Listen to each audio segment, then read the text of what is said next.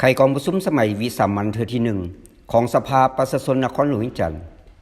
กองประชุมสมัยวิสามัญเทือที่1ของสภาประชาชนนครหลวงวิจันทร์สุดที่2ไขขึ้นในวันที่22พฤษภาคม2025ที่ห้องว่าการปกครองนครหลวงวิจันทร์เป็นประธานของทานนางลำพอยศรีอัครจันทร์รองประธานสภาประชาชนนครหลวงวิจันทร์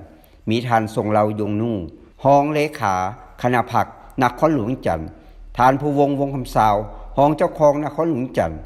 บรรดาทานสมาชิกสภาแห่งชาติประจำเขตเลือกตั้งที่1นครหลวงวิจันทร์บรรดาสมาชิกสภาประชาชนนครหลวงวิจันทร์พร้อมด้วยแขกถึกเชิญเข้าร่วมทานนางลำพอยศรีอัครจันทร์ได้กล่าวว่าการดำเนินกองประชุมครั้งนี้เป็นการปฏิบัติภาระบทบาทสิทธิและหน้าที่ของสภาประชาชนนครหลวงวิจันทร์ตามที่ได้กำหนดไว้ในรัฐธรรมนูญ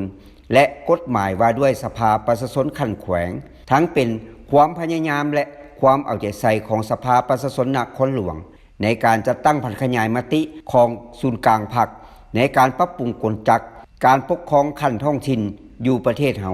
โดยเฉพาะแมนยูนครหลวงวิจันทร์กองประชุมครั้งนี้จะได้ค้นคว้าพิจารณาและรับร้องเอาการสร้างตั้งตาแสงอยู่เมืองไซธานีซึ่งเป็นวาระที่สำคัญจำเป็นและหีบด่วนของนครหลวงวิจันทร์ทั้งจะเป็นตัวแบบในการพิจารณาและรับร้องเอาการสร้างตั้งตาแสงอยู่ขอบเขตทั่วประเทศฉะนั้นเพื่อให้การพิจารณาบรรดาเนื้อในต่างๆให้มีคุณภาพประสิทธิผลและบรรลุตามแผนการที่วางไว้ในนามประธานกองประชุมข้าพเจ้าเรียกร้องมายังบรรดาทานสมาชิกสภาแห่งชาติประจำเขตเลือกตั้งที่1และบรรดาทานสมาชิกสภาประชาชนนครหลวงวิจันทร์จงได้ยกสูงความรับผิดชอบหน้าที่การเมืองซุ่มทุกสติปัญญา